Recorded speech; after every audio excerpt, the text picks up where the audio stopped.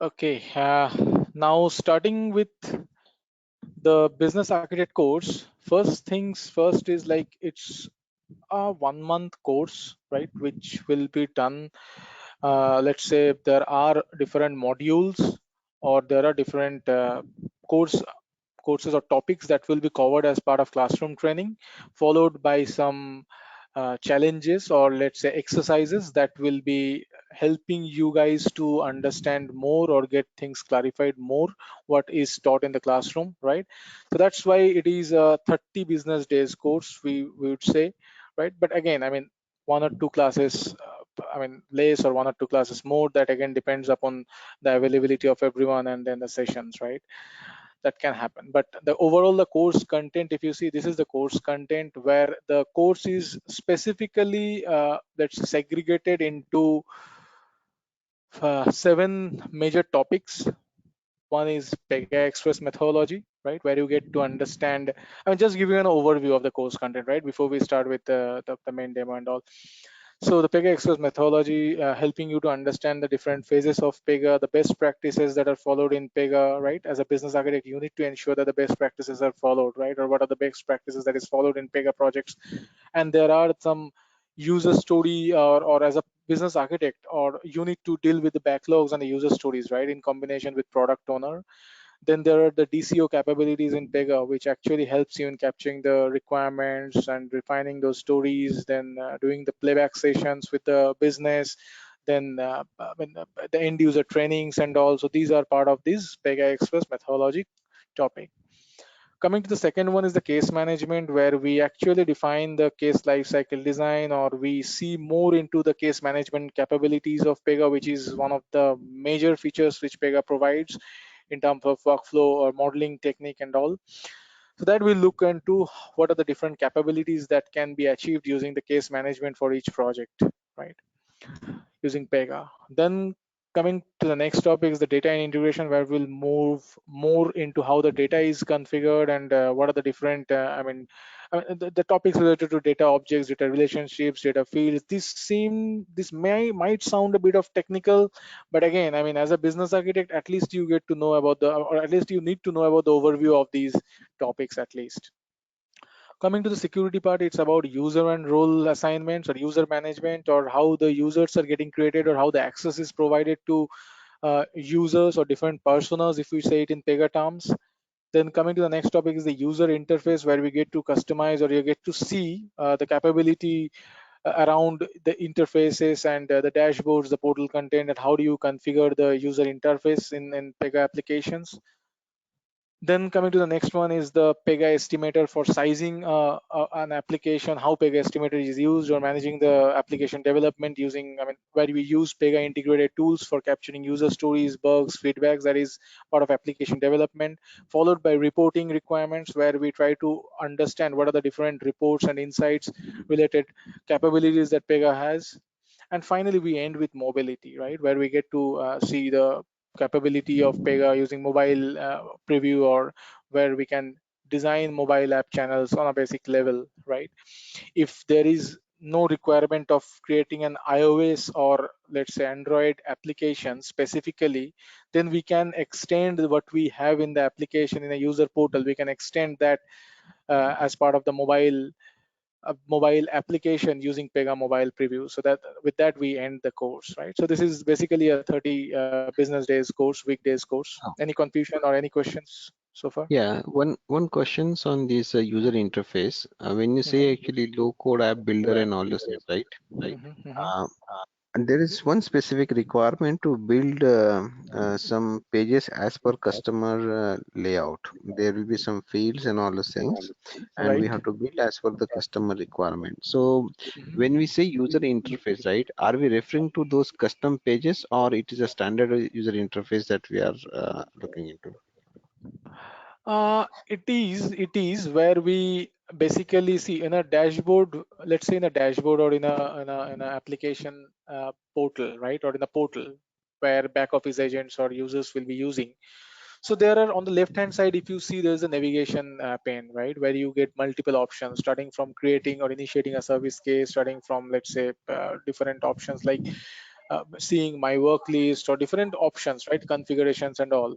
So how do you configure those in a UI, right? There will be configuration required. Until and unless you configure it depending upon the business requirements, you won't get to see what you are actually required to, right?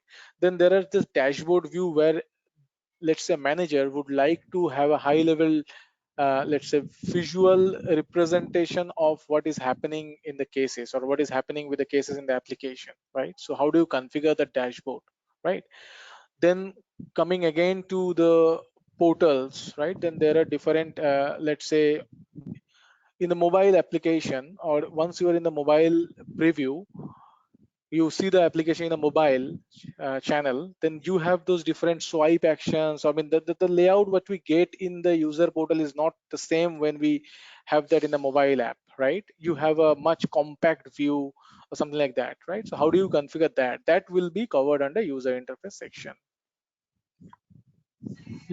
Does Okay. it clarify your So question? yeah, so in case like if I want to incorporate a data entry skin, can I do it? That will be covered as part of your, I mean, how to add fields and how to add, let's say, validations for a field, how do you add business logic, that will be covered under this case management only topic only. Okay, okay, okay, no problem. I think that was Now your one more. question, right? I mean, how to Right. add a field, or how to, let's say, add a validation to that field, or how to add a custom or business logic for a condition based on which the case will be routed. I think that will be covered as part of case management only. Okay, okay, great. Now another thing actually I wanted to understand is about the email integration. Hmm. Okay, so as of now, uh, what we are doing is like yeah, go ahead. based on the case status, right? We are sending Hmm. emails to the business and we are getting emails from the business with the corresponding response, and then actually we are trying to use that. Is that covered under this? uh, Email, I mean, configuring email as a step so that that gets automatically triggered once a particular status is reached or once a particular step is reached, that is covered. But when you say email integration and configuring the email settings, that I think is not covered as part of business architect, because as a business architect you don't need that configuration related details, right? That will be for the LSAs and the system architects to consider, right? But when you Mhm. send to need the email, what will be the email contents, right? That are covered in this topic. I mean, see, the business architect are the guys who will not be responsible for the design, right? They will be responsible for the capabilities or the requirements and helping the clients understand, or helping the clients design a solution so that it can be achieved as, I mean, in PEGA, right? Because clients might or might not be aware about the PEGA capabilities, right? So it's the business architects, I mean, responsibility to help them understand the capabilities of PEGA and accordingly, I mean, gather the requirements, right? Okay, okay, no problem. Please continue. Yeah. So, I mean, I think that you are well aware about what PEGA is, right? Frankly speaking, not everything we know about Pega, and that is one of the requirement that we had. That we are actually using only some specific functionalities of Pega, but we wanted to see what all other capabilities are there with Pega and Okay. what all things we can use, and that is one of the major objective that we wanted to get out of it. Mhm, mhm. Okay, okay. So that leads me to ask you a question, like, what is your understanding about what is PEGA? As of now, we are using Pega only for some kind of approval thing. What we are doing is like there is some Oracle ADF screen. From that, actually, we are creating a case in Pega through integration, and then Pega is used to send emails to the user group, saying that this particular activity is pending for approval. Then user actually clicks on the approve button, and then it gets approved. There are multiple Okay, levels of approvals, and once all the approvals are done, we are posting back to Oracle. So that's the okay, current way of working in Pega that we are using. okay. That's a very, I mean, small part of what you are using currently for PEGA, right? Right, yeah. So Okay. that is the reason actually, like, we wanted to understand like Mhm, the bigger picture about Pega. So what mhm. exactly it gives and what are the other capabilities that we should be using but we are not using. Okay, okay. Good, good. But I mean, yeah, that is from the capability perspective. But what actually is PEGA? I mean, that are you aware about of that? And what is PEGA? When I say PEGA, I mean it is obviously there are capabilities. You can say about n number of capabilities, but why PEGA or what is PEGA? Do you have any knowledge about that? No, no, you can explain that Okay. details. So yeah, first of all, then we need to understand what is BPM, right? Business Process Management. And before we lead into what is BPM, I think it's important for us to understand what is business process. Then only we can understand what is business process management, right? So business process, can we define business process as, let's say, a collection of related activities or tasks that helps in achieving a specific or helps in producing a specific outcome for a particular customer, right? That can we define business process as that collection Yeah, of yeah, a that's related right. set of tasks or activities for achieving a specific outcome for a particular customer, right? Or a flowchart of a sequence of activities that leads to a specific outcome, right?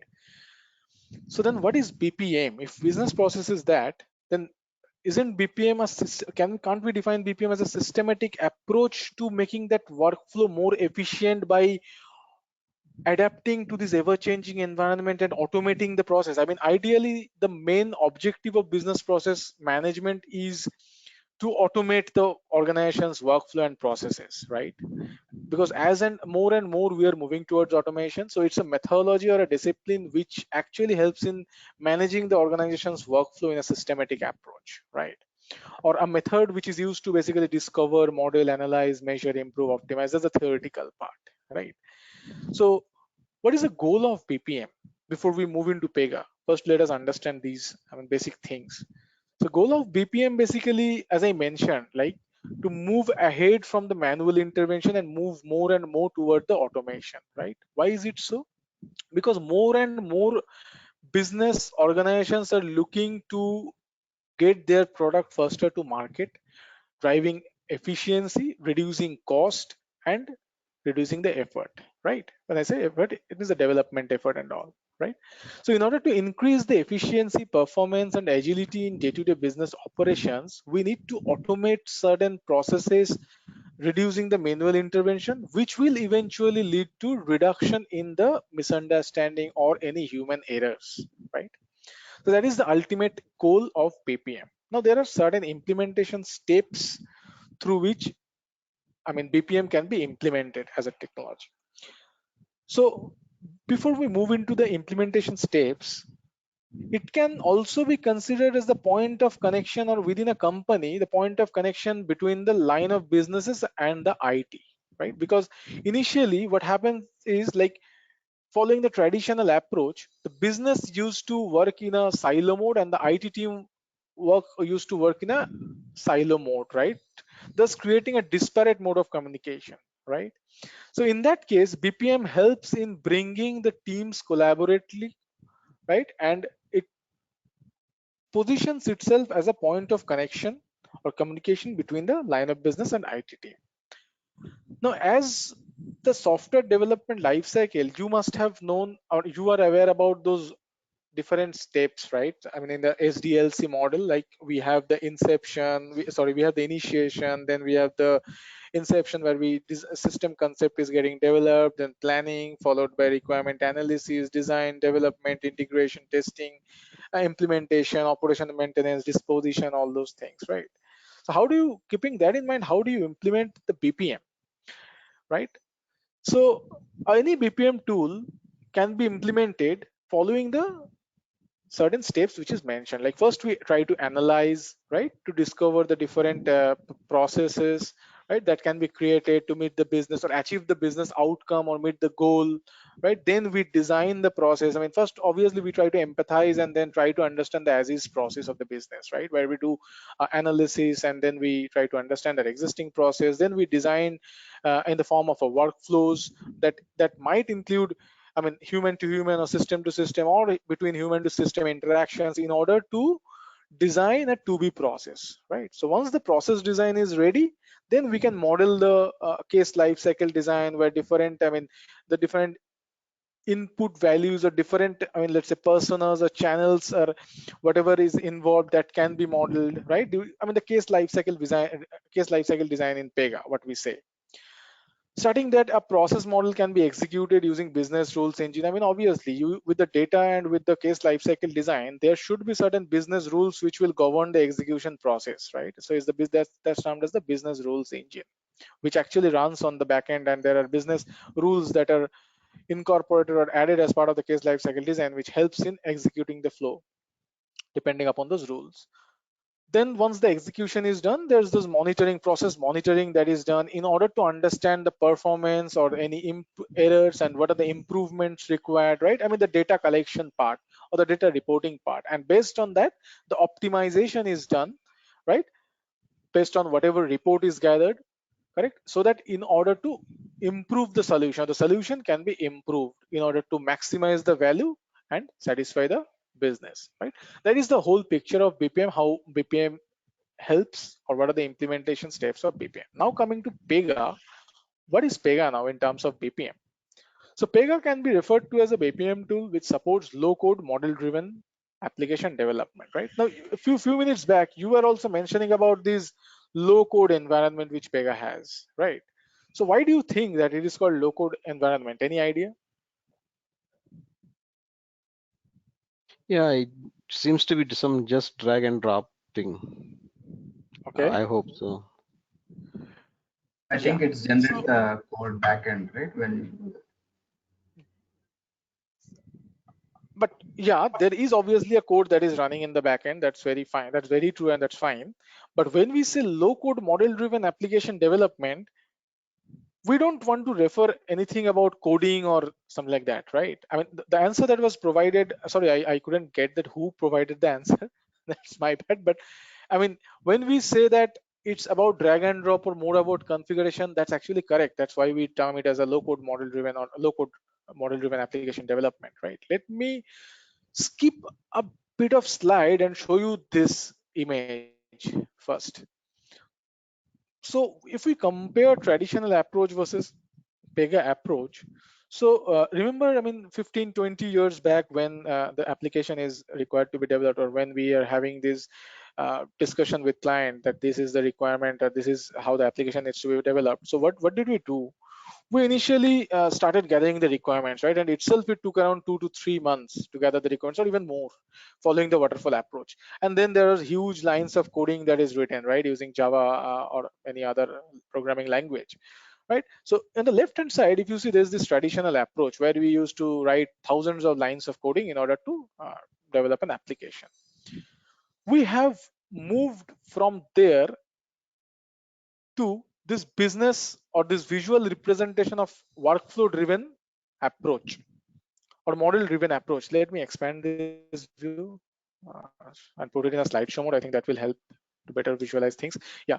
So if you see the view on the right hand side, do you think that the business users will be very comfortable in getting a view or joining a session where you show them these lines of code on the left hand side?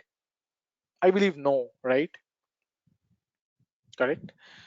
But if you show them, or if you engage the business stakeholders and they are able to see this sort of a view where we have a case life cycle, uh, which actually highlights the different stages through which the case will flow. I mean, a service case when it's generated, I mean, you as a, let me take an example. When I say service case, let's say you go to a bank and you opt for a savings bank account, or you opt for an FD, or let's say you are particular the employee onboarding process, right, where the employee's personal details, his previous job related details, I mean, work history is collected, then it's sent for review to some particular different team. Once those are reviewed and a green signal is got that this candidate is clear, we can conduct an interview.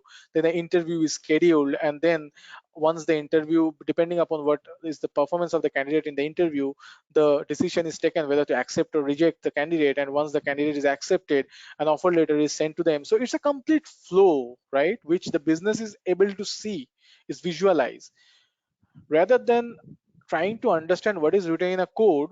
It is very easy to understand for the business by looking into this case lifecycle design, based on which the application is actually designed. I mean, application will basically run, I mean, the different screens in the application, which will have fields and different steps, like collect personal information will have different fields. Let's say enter candidate first name, enter candidate last name, these sort of fields. And then the collect work history step, once we click on submit or next, it will move to the next screen which will collect work history. So this is a flow, right, which business is actually visualizing what they are thinking in their mind, because business will be thinking in this format, right? Okay, first of all, I need to develop an application where we will collect some information about the candidate. Then the candidate, once he is screened, then he will be let's say evaluated or reviewed. His profile will be reviewed. Once the profile is okay, then we will like to schedule an interview. So this is a more comfortable approach for a business, where they will also, or this will also encourage their participation, or or this will also engage them, right? Because they will find more, or they can relate it as to what they're thinking, looking into this case life cycle design, right? So that is how, let me go to the previous slide now. uh, mhm. Yeah.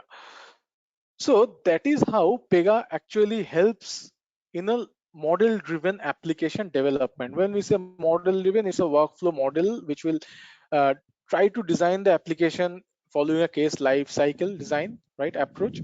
It's an industry leading low code platform that helps business to unify their process and customer journeys from end to end. I mean, you are right. I mean, that case life cycle design doesn't involve coding. Did we see any coding over there?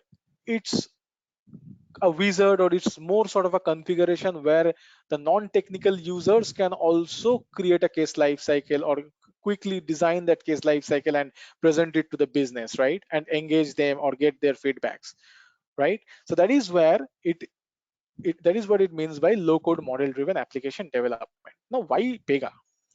The Pega obviously enables business users, as I mentioned. I mean, business will be more comfortable with engaging this sort of discussions rather than the discussion which involves showing them a screen with thousands of lines of coding, right? That they won't be encouraged to participate over there, or they won't understand anything basically.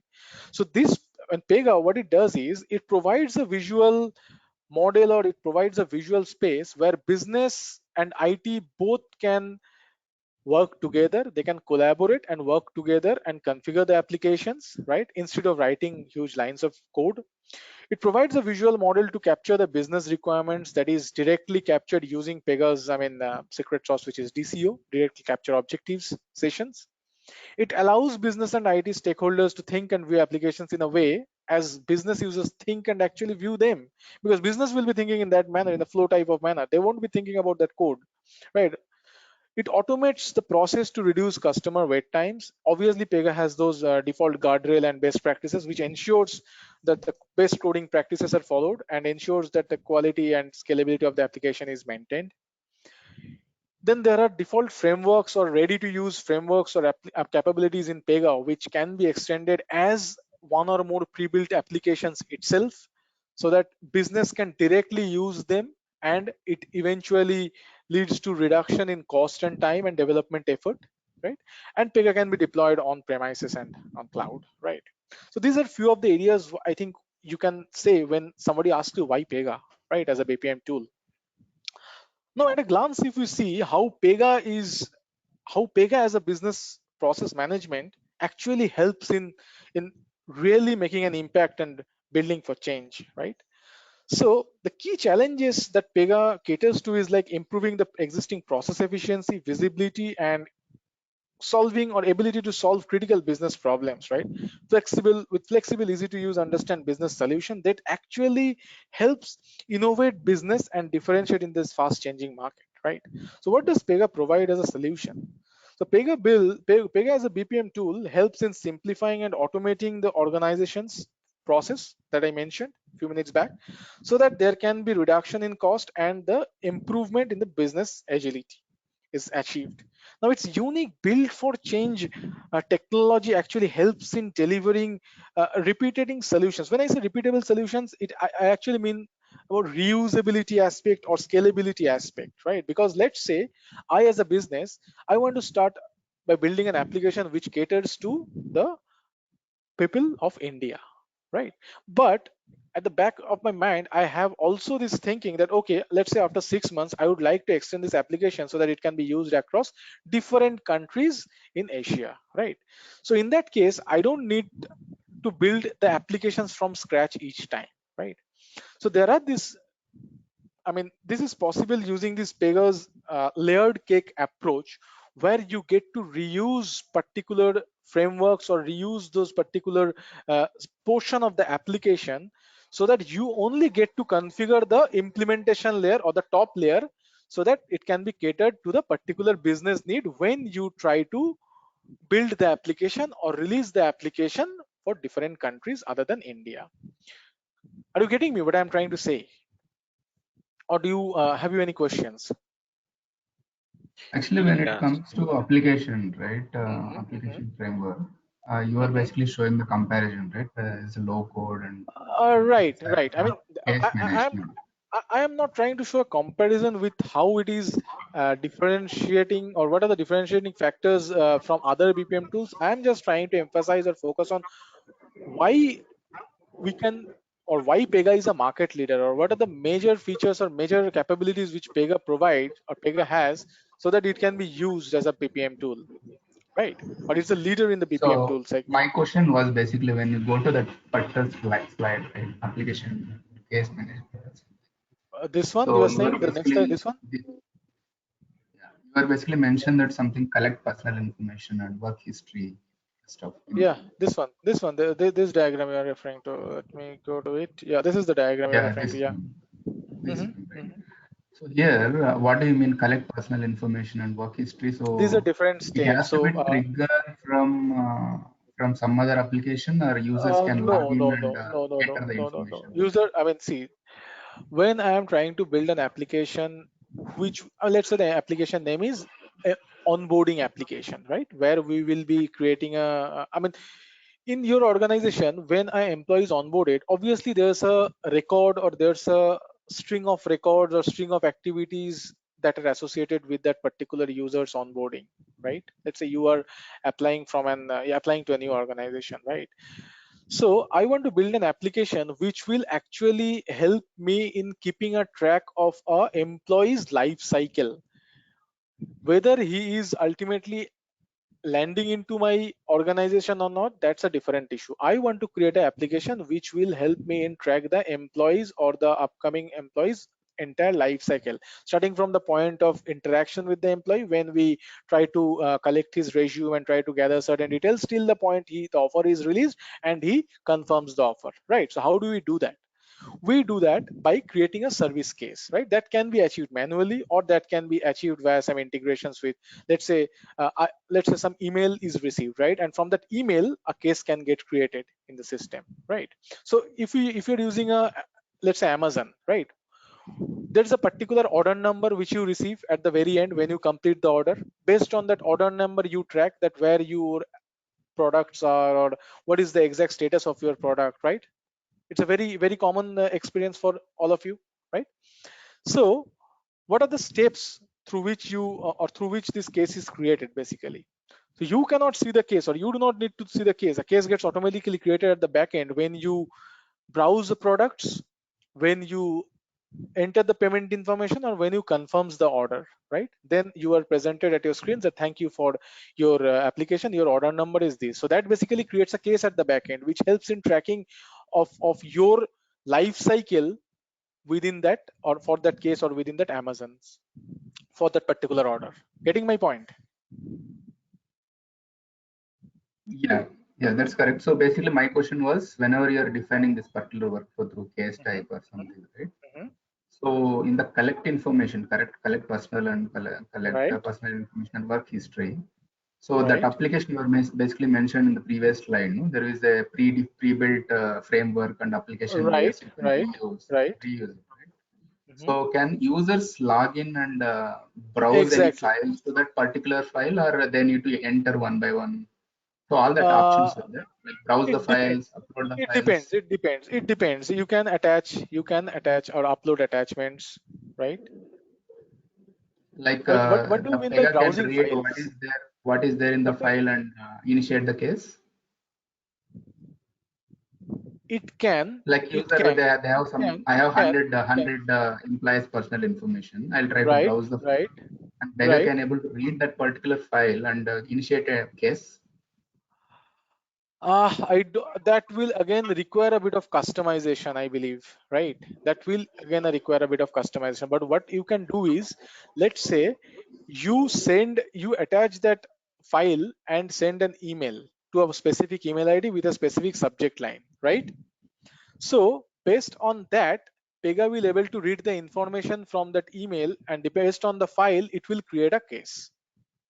Does it answer your question? Yeah, yeah. It's not like that but before that, you need to send the file to some, let's say, destination, or send the file to some place, right? From where Pega can read and create a case. Got my point? So Pega has this capability of this email instantiation, where let's say you are having a file of, let's say, hundreds of employees. You attach it in a particular file and you email it in a specific email ID. You send it to a specific email ID with a specific subject line. Pega can read it from there and they can create a case. That is the option which Pega has. It's not like by reading the file and initiate multiple cases Ultimately, you or are reading the multiple file. triggering multiple Ultimately, mails for each record. yeah. Such kind of stuff it So, won't be possible. so ultimately, you are reading the files, right? And based on that files, details are automatically getting pulled up in that case. But you need Oh, to okay. place that file somewhere. How can you, expect that a file is shown in the screen, and you are asking Pega to create No, I was a mentioning, case? so I was basically asking, it's Mhm. kind of a full-fledged application implementation, or it is just a tab wise kind of user can key in some information. It's a kind of full-fledged application, right? You can Full-fledged basically browse application, the right? file backend, it will read the file and it will do whatever action it's required. So can it Yeah, it's a be full. much application Yeah. user interface you can implement in Pega? It's kind of a basic thing where like approve or give some kind of basic information, No, no. such kind This can be implemented. This can be implemented in Pega. of. Okay. Okay, hey, another questions, and this Hmm. question is regarding the layers that you actually, the cake layers that actually you're talking about. Hmm. Now, in the current implementation, we have actually some workflows which are already being used. Now, Hmm. if I want to create another application which is very Hmm. similar to that workflows that I'm using, Uh-huh. uh, how much effort do you think is required? Do I need to rebuild everything, or I can No, no, copy no, that no, no, no. workflow You and can install it? reuse. You can inherit. You can reuse the layers. See, in a situational layer cake model, basically what happens is, at the very base you have the Pega PRPC layer, right, which consists of the conventional rules or conventional features or functionalities, right? If I take an example, let's say service level agreement rule, or the correspondence rule, because across all applications you need to implement service level, or there is a requirement of a sending correspondence at some stage, right? So on top of that, you basically have the Pega customer service, or those default frameworks, right? Or Pega CDH, or Pega KYC framework and all. Now the implementation layer comes at the very top, right? So if you have your workflows, or if you have something defined in the framework layer, obviously that can be reused, instead of creating the entire set of application or entire applications from scratch. Obviously you can reuse that. But coming to Okay, the effort and all, that again, I think it will be best if you can have a discussion with the technical team. I think they are the best person to answer that, how much of a effort or how much complexity it is. okay, okay, no problem. Thank you. Yeah. Now coming to this, uh, now Pega has this. When we say Pega as a BPM, what difference does Pega as a BPM tool bring, right? I mean, they have the direct capture of the objectives. I think you have heard about DCO sessions, right? That is handled in Pega, right? The DCO sessions, the directly capture of objectives, where the requirements, these are sessions basically where we do the elaboration, and in different phases. Pega has these four phases in Pega Express methodology, like discover, prepare, then build and adopt, right? In each of the phases we run the DCO sessions. It's not only restricted to elaboration or requirement gathering, right? In each phase it has a different functionality. Let's say in prepare phase, when the build is yet to be started, the DCO sessions are done for user story refinement, or let's say backlog refinement. in the build phase, the dissociation is done to prepare or to refine the stories for the next sprints. As a business architect, that obviously there will be less work for you when the build starts. Then you will be more involved in refining the user stories for the next sprints, or you are conducting a dissociation for doing a sprint playback. I mean, providing some demo to the business users as to what has been built in that particular sprint. In the adopt phase, where you are planning to release the sprint, I mean, whatever has been developed as part of the sprint, then you will be conducting a dissociation for providing end user training to the business users. So this dissociation is, I mean, is basically a discipline or a continuous cycle that keeps on happening, or that is specific to Pega, right? And then again, the case lifecycle management that actually makes it easy to capture, realize, and evolve the full scope of work in a business uh, way, or in how the business users think actually, right? Now coming to the scalability part, let's say you are not sure about the usage of your application. Let's say you first you think that okay, it will be 1,000 cases per month, right? But then ultimately after 6 months you estimate that okay, it will be 1 lakh cases per month, right? So instead of creating, I mean, many processes to meet these situations, you create one process that is automatically tailored to handle each situations, right? And then again, you have the Pega situational layer cake, which automatically specializes, I mean, processes to match the current situation, and they adjust the solution by any number of dimensions, right? I mean, you can extend the reusability aspect using the situational layer cake model. Then there is this work automation, which BPM helps your organization to by automating the work, handling the I mean, or routing and reporting the work across multiple channels and organizational roles. And then it can engage your application or engage users across different channels. I mean, this Pega's omni-channel I mean solution, it's pretty responsive, and it's a standard, I mean, it's UI actually helps in reducing the time and cost to design and deploy to these multi-channel applications. I mean, you don't have to build separate applications for catering the different channels, right? You build the application once using the three pillars. When I say three pillars, these are the three pillars: the case strategies or the micro journeys, the persons and channels, and data interface. So you prepare this case lifecycle design, and it can be extended across various channels, right? So that is how Pega as a BPM actually is creating a difference. Now, if I have to break into challenges, solution, and benefits, I think this is what I mentioned few minutes back. Like, the challenges was to improve the efficiency, visibility, and agility of critical business processes, and then build flexible and easy to use business solutions. Then a solution needs to be built so that it can be adaptable to the fast changing market. So Pega helps in building using the BPM and build solution in simplifying and automating the operations. It's built for technology. It's built for change. Technology actually delivers repeatable solutions, right? So that it can be efficiently reused as well and tailored to meet requirements of different customers, product lines, channels, and geographies. The example I gave, right, that I as a retail organization, I want to build an application first starting with India, then I want to move ahead in different geographies or different product lines across in the organization and extend the application to different product lines across different countries. So I'll be able to do that, right?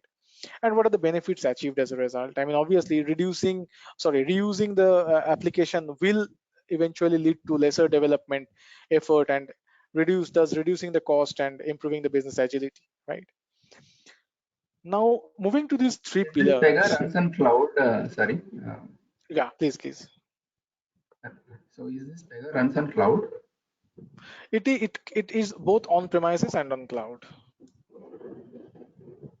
Okay, it can be enhanced through cloud, is it? Yeah, Or it's yeah. kind of a separate licensing for cloud? So it can be deployed on cloud as well as on premises. Oh, you mean the case types can be deployed in the cloud? That's what you mean, is it? Not the case types. Pega application can be, I mean, the entire thing can be deployed in cloud. Oh, okay.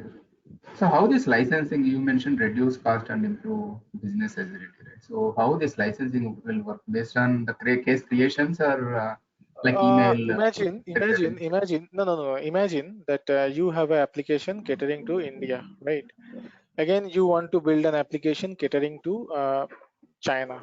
Next, you want to build an application. You want to, I mean, let's say, expand your application usage to different countries. Will you like to build an application from scratch each time? No, right? That will involve a huge development effort, isn't it? Are you getting Yep. my point? Yes. So this situational layer cake model will allow or help in reusing the application, right? Thus, this will eventually reduce the cost, the development cost. When I say reduce cost, it actually helps in reducing the development cost, right? I mean, building from scratch will take, let's say, months, or let's say you have to build an applications from scratch. I mean, you are, let's say, I as a Vodafone, right? I want to build a contact center application, right? Which will handle the tickets. I mean, I will be able to handle the customer's call, or I will be able to make an outbound call to the customer. I will I will generate or create the service tickets, and I'll resolve the tickets, right? So this sort of contact center application is required to be built by, let's say, Vodafone, Airtel, or XYZ companies. So Pega has this ready-made customer service framework, right, which can be procured by Vodafone, Airtel, or XYZ companies, and whatever customization is required specific to their needs, that can be done on top of these frameworks. So this entire thing, what is available in the customer service framework, imagine you have to build those capabilities from scratch. How much development effort, I mean, it would have required. Can you imagine? Rather than you are getting to use this entire framework, Pega customer service, right? So the entire development effort, or how much development effort it is saving, that is what it is referring to, reduction in cost and improving the business agility. Yeah, I Clear? understand. So basically, because of this pre-built Right, application, framework. Right, so you right, can right, go ahead and reuse it. right. That Exactly, rate will be, exactly. development cost will be reduced, right? Application. Right. So my thing is a further question. So what are the features you have enabled for our application, right, Pega? So based on that, they will charge the licensing, or based on transactions. How this will be? There are two parts to it. Obviously, one of it, like how many cases are based on the transactions, that is one part which obviously is considered when you licensing it, right? The number of cases or the case volumes. And also there is a license for a product, right? I mean, if you as a business is procuring customer service framework, right? Obviously there will be a license or a charge for the product, right? And then again, depending upon the number of cases that you are creating, there is a license for that or cost involved for that as well. Got my point? That is when, or that is why, when you are designing, or when your technical team is designing a solution, they are also trying to consider the number of child cases that are getting created, right? This question or this discussion comes eventually when the business uh, is not that reluctant when they listen to the child case creation. Let's say there is a parent case, and there is, let's say, based on the business requirement, there are, let's say, for each parent case there are tens of child cases that are getting created, right? So each child case is actually treated, ultimately they are treated as a case or instance of case type, right? So that also adds to your cost, right? So that these things come during the discussion when you design the solution and all. So these aspects come into the discussion. So these are part of licensing. I mean, this has a role to play in licensing, and this adds up to your cost. Oh, I got it. So basically, what you mentioned, while will enable the process, right, for end-to-end Mhm. process. For any transaction, it should basically create a one case, and it should basically complete it within that case. It should not trigger the Right, child case. right. I mean, yeah, obviously, if there is a requirement, you can initiate a child case, or you have to initiate a child case. That again is subject to the business requirement and discussion, right? But entire transaction or each case for a particular, I mean, entire transaction or each, let's say, service that you are providing. Let's say a customer has opting for opening a savings bank account, right? So starting from the very beginning till the completion of the savings bank account creation, that's a case for that particular customer that is handled in the Pega application. And and this licensing is dependent on the number of cases that is getting created. Okay, per case Okay, basis it is charged. one minute. When you say licensing is based on cases, okay, Mhm. we got to know that the licensing is based on the number of users and not on the cases. So I'm just trying to understand the, the Obviously, difference. I mean, number. I mean, see, it again depends upon the what was the initial discussion, right? Because in some projects, obviously, you will see that number of cases will add up to the cost, right? So Hmm. then it becomes a case level, or it is a case dependent thing, right? Okay, so basically what I'm understanding from here is like when we are buying anything from PEGA, from a PEGA Mhm. company, we have an option to go and pay based on the number of cases or pay based on the number of users. Or pay, or both might be.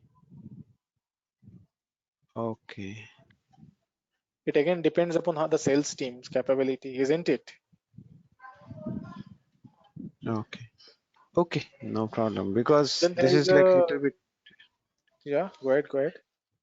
yeah, this is little bit interesting because some of the business processes are there where actually we have a huge amount of cases and less number of Obviously, this users, is, and yeah, it is this is another subject to business. discussion. Then So the sales guy can actually give a different costing for that.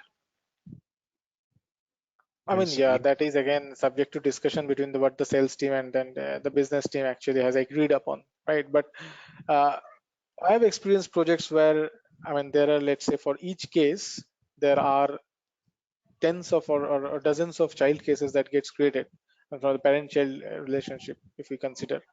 So in mm, that case, I mean, business was reluctant to go with that much of child cases when we mentioned that, I mean, for each case is actually, I mean, we are there is a lot of cost, obviously that gets added up, right? mm, The volume of the case, basically, right? That is a factor, that is a parameter. okay, Because be it parent or child case, I just tried to give you an example. Ultimately, these are cases, right? right, Which right. adds up to the volume. And so what actually you're saying, if the child case, then it is considered as a case or it is not considered as a case in the volume It is a for case. That is licensing? what I said, right? That it is a case. Eventually, the Okay, mapping will lead to parent and child relationship, but each are cases, right? okay. So end of the day, actually, though it's a parent and child case, every case is It considered as is, a separate yeah, case for the yeah, licensing purpose. right, right, right. And that gets added up to the case volume. Okay, okay. See, we have one situation. Okay, let me understand what is your perspective on that. We have two different applications to be developed. Okay, in one Mhm, application, the number of cases are very high, but the number of users are less. And in the second application, actually, the number of cases are very less, like 20 to 30 mhm, cases max a month. mhm, Okay, mhm, but the number of users may be less or may be high. So in that mhm. case, like Pega as a company, can they sell two different licenses to us, one for case based and another for user based? Is it possible? Uh, to answer your question, I mean, again, this sales thing is something what again will be what is discussed or what will be the sales speech or how the sales team handles things, right? I mean, that is No, again means based on whatever is there's discussion. no obligation on you on this part, but just for our normal end of the day, actually, after this discussion, we may go to the sales team and then actually we can have a formal discussion with the sales team. So that's a different story. We just wanted to understand from like in general how the things are there in the See, market. Okay. in general, what I know is that there is a licensing or there is a cost for a particular framework if you opt for the framework, right? And also there are costs involved based on the case volumes and the number of users that are, I mean, using the application, right? Now, depending upon the scenario or how the team is handling the discussion, then again, I mean, there are some negotiations or there are some agreements that are finalized, right, at that point of time. Okay. Okay. No problem. Thank you. Yeah, Actually, I have one more question. Sorry. yeah. So we have a scenario where we are not actually reusing the cases. It will be a separate cases, right? So that time, what is the reusability of the components that can be used? Because if you want to implement a new case altogether, right? Can we Mm-hmm. use existing components which have used maybe the rules or whatever the Mm-hmm. stuff is used in the other cases? Can we plug into in these cases and implement fast, or we have to You rebuild can again? actually reuse. You actually can reuse. You actually can reuse. So the rules, whatever we defined, it will be exposed to the all cases what we are going to define. That's Right, what. right, right. You need to inherit the rules, right? Oh, okay. So you mean when you're defining the case, you should basically point to that particular rule, right? When you are defining the case, it should point to that particular rule. Particular Yeah, rule placeholder. see, the thing is that how it is like, uh, it's a rule. I mean, in Pega, let's say SLA or correspondence is a rule, right? Okay, so there are different when you are designing a case type, so or application, right? There are these different rules that are, let's say, stacked in the form of a rule sets, which ultimately is kept in branch, and once those branches deployed or merged, then eventually that is deployed, right? So you can, when you are defining a different case type or second case type, you can obviously point to that rule or inherit that rule so that you can use the functionality, right? Okay. So basically what I have seen, right, we have multiple flows, basically multiple cases, right, case Mhm. types. And observed that there are multiple framework applications that it is implemented. It's not a Mhm. uh, single, so each framework application they have different rules set. Mhm. So can that be accessible for different framework application? This is basically, I would frankly speak, this is, I mean, again, depending upon how your application is configured by the LSA or the system architects, because while configuring the application, there are these options of defining the framework, the division, the organization, right? And depending upon which layer your rule is, it can be inherited, right? Yeah, that's correct. So the rules are not defined in work dash, cover dash, or work dash, or Right. And the class, and there so. are different things, right? I mean, I don't want to get into those, to be very Okay, honest. just want to Yeah, understand on the yeah. reusability because you But have I mean, mentioned that best solution is no, no, don't reuse the as a case, right? capability perspective, just understand that these rules can be reused by inheritance. Now, again, there is like direct inheritance or pattern inheritance. There are those different inheritance, right? So the rules can be reused based on the inheritance across case types or across applications. Okay. Yeah, coming back to these three pillars, which is generally basically needs to be captured as part of the case lifecycle design. One is the case types. Obviously, the micro journeys. We will, I mean, if you are not aware, we will only see if in the micro journeys while we are having the main sessions and all. Coming to, I mean, this is basically the case types which is getting defined. And what are the defined personas and channels? When we say personas and channels, personas are the users who will be using the applications, and channels are the medium through which the application will be used. Let's say a mobile application channel, or an email channel, or a web portal, or a chatbot. These are different channels. Data and interfaces basically represent data what is used as part of the case type for collecting the information, or the information that can be fetched from an external system, or the information that is collected and stored to a database, a system of records, right? So the data is one part, and the system of records, or through which the data is, let's say, fetched and all, those are part of the interfaces. So if you notice that these three parts actually, or these three pillars, right, actually help in defining the case lifecycle design as a whole. If you see the case lifecycle design or the application, how the flow of the application would be, this is the flow basically, and this is the persona and channels which actually highlight the users and the different mode through which the application will be used in each of these stages, right? There's like a department which is specifically only responsible for collecting the information of the student, or sorry, not the student but the employee, right? And this is the applicant who can use the application directly and directly upload his resume, right? He can use the email channel or the chatbot channel for uploading the resume. Once he submits it, his part will be over. Then it will move to a case will get created and it will move to a different department, which will be for review of that application which he has made or uploaded, and that will be handled by the recruiter user or recruiter persona. Where he will do that, he will be doing it in user portal, and accordingly once he submits, it will be going for the interview where the interview will be scheduled. This is how the flow it will be, right? So it actually defines the case flow. It actually defines the what are the users and what are the channels through which the user will be accessing the application, and it also defines the data, or it helps in defining the system of records from where the application from where the data will be fetched or where the data will be stored, right? Thus it gives a workflow model or a model driven approach, right, where we can define the application using this case life cycle. So that's why it's called these three pillars, right? The case type and the persona and channels and the data and interactions. Data and interfaces. Now, Pega Express methodology is obviously based on Pega's Agile and Scrum methodology, right? And there are these four different phases: the discover, prepare, build, and adopt.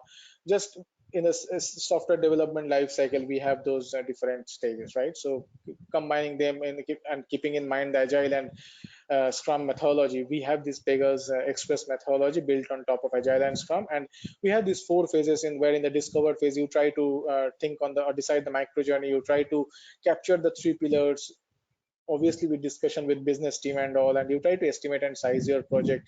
And in the prepare phase you try to refine the user stories, or you try to create user stories up for the upcoming 2 sprints and all.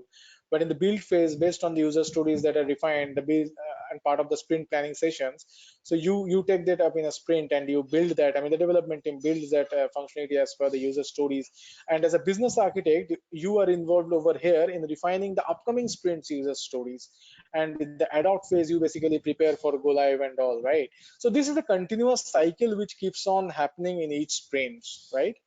So in a release, let's say if there are 3 sprints, right? So in each sprint you will be having this prepare phase while you will be refining the user stories and all for the coming sprint and the upcoming sprint.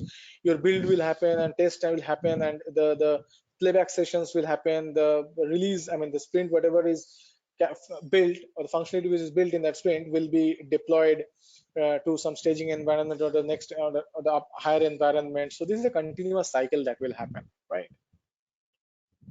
This is the difference between case types and case. Basically, case types is nothing but an abstract model of how your business process will move, or how your application will basically work. And let's take an example over here. Let's say in an online e-commerce application, right? So the basic framework is like a user will be browsing the list of products. He will be submitting the order. It will move to the next department where the order will be processed. It will move to the next department or next set of users who will be daily responsible for shipping and delivering of the order. This is how the main structure framework looks like, right? Now, when you log into Amazon and you let's say submit your order, a case gets created in the name of order number 67, right? Let's take an example. And based on this order number, you will be able to track, or your order will be processed and your order will be delivered. Similarly, when Pawan will be let's say ordering this in Amazon, so another order or another case will get created with the order ID or case ID as 68, right, which will cater to his products, processing of the products which he has ordered and delivering the products of which he has ordered, right? That's the difference between case types and case. So this is a case type, right? A particular case type or the structure or the model of how the business flow will work, and each individual cases following that case type is or each individual instance of that transaction is a case, basically, right, catering to each particular users of that application, right? User when I say customers of the application. This is how you can say, let's say, submit order, process order, order fulfillment, right? These are the basic stages: submit order, process order, and deliver order. I have made it to order fulfillment. So what are the steps involved if you see in submit order? Let's say Pawan has logged into the Amazon application. So he is in that particular stage, right? He is not able to see that he's in a submit order stage, but he is performing the tasks, right? In the application, he is browsing his product, he's adding the products in his cart, he's entering the shipping information, he's entering the payment information, then he submits the order, and a order ID, let's say order 67, a case ID gets created, and then he receives a confirmation email that okay, your order is getting processed, your order is confirmed, it is getting processed, right? Now let's say the back office agent, the case gets assigned to his work list, right? He gets to see he opens the case and checks for the order, and the order is checked in the inventory, the order is confirmed based on the availability of the product in the inventory, right? And based on the order confirmation, the email is sent. Similarly, it moves to the order fulfillment. This is how the case life cycle is designed in Pega, right? So which See, actually gives a business view of the work. Yeah. one quick question. Mhm. If you look at this particular flow, right, this is a very straightforward and simple flow. But in Mhm. actual business, there are multiple ways in which this Mhm. flow can happen. So do Mhm. we have somewhere actually where actually system is able to make a decision that okay, based on the Yeah, we'll product, get to see okay, that. We'll get to see that during the, I mean, the main sessions and all. okay. So basically, there is a flexibility that after submit Right. order, I can go to process order one or I can or process order two, based There on is, the there is depending. Let's say take an example that depending upon, let's say you have applied for a home loan, right? So depending upon your CIBIL score or your set a certain set of business conditions, either it goes for approval or it doesn't go for approval and moves ahead, right? So these type of scenarios are handled depending or based on the business requirements and all. okay. And at any point of a time, on a ad hoc basis, can we add some more steps Yeah, yeah, based on yeah. the user? You can. Obviously, you Like, can do it. Because in so, MLP1, let's say MLP1, you are trying to deliver certain functionality, right? Based on that, you have a basic structure, and I mean that becomes part of the MLP1. Now, again, you want to improve your application by adding more steps to it as part of MLP2 release, right? When more and more complex functionalities are required, then obviously you can modify the application by adding stages or steps to it. okay, yeah, thank you. Actually, when Sure. it comes to this example, right, browse product ad card. So, Mhm. is this is just a example we can do?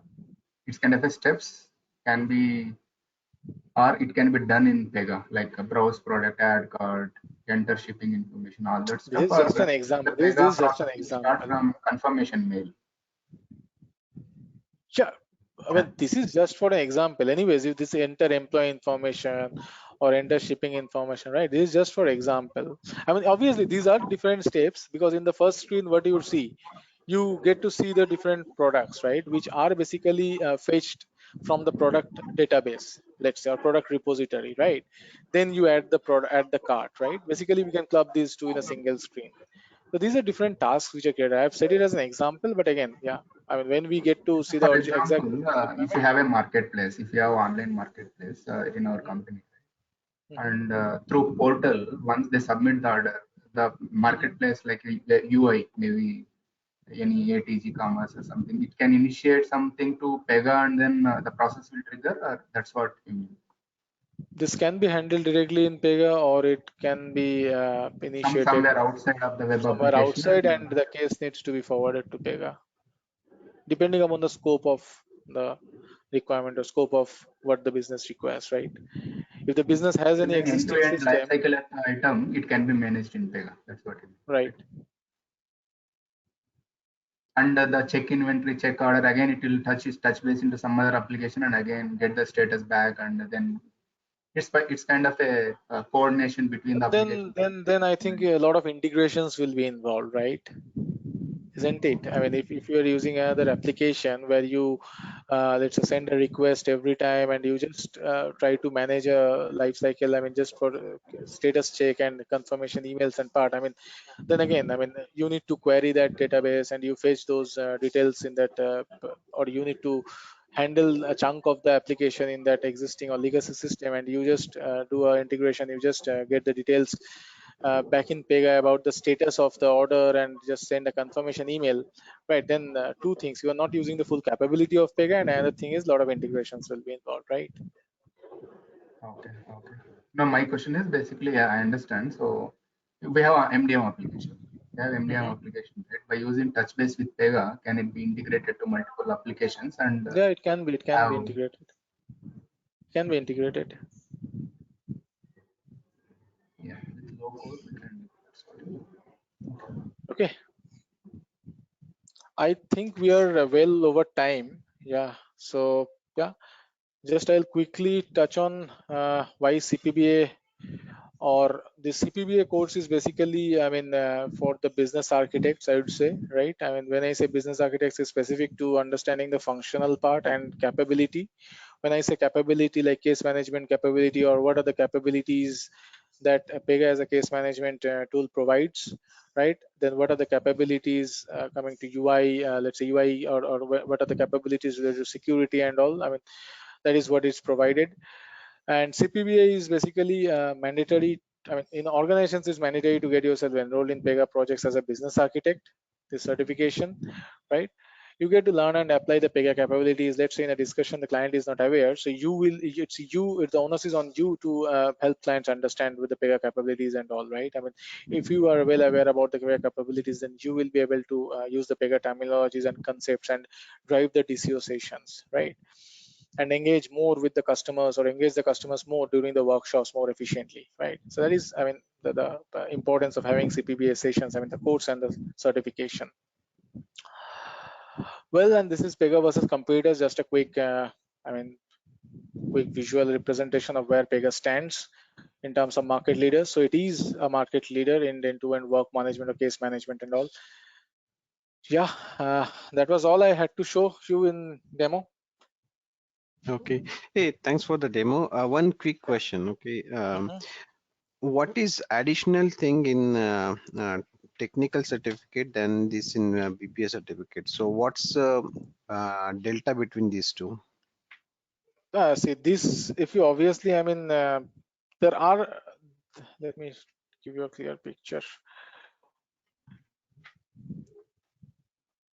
Let me go to the first slide. Yeah, so the first slide, if we go here, yeah, the case management, right? Let's say these things are there in common in system architect and business architect, right? But I will be able to explain you on a high level based on the functional aspects of what is meant by routing assignments to users and work user, what is meant by configure, how to configure and send email correspondences. But system architect exercise, although these or system architect certification, although these topics are there, right? But I'm not aware as to how deep it's explained in those topics, right? Probably the technical aspects and all are covered over there. So although these case management, like designing a case lifecycle, adding a service level, urgency goals and deadlines, these are part of both CPB and SSA codes, certification codes. But I will be able to help you with only the functional aspect of this, and obviously show you that from where to configure and what is what when we, or from the functional aspect as I mentioned, right? But from the technical aspect, I will not be able to help you out. Like to give an example, right? When you say add a service level agreement, urgency, Mhm, goals, and deadlines. Okay, mhm. so you'll be teaching us how to add a service level, or you'll be just showing that okay, the service level is added and all those things. Because when we say that we have to do something about it, right? There is some kind of a technical part already involved into this. So I'm trying to understand till what level you'll go and till what level you will not.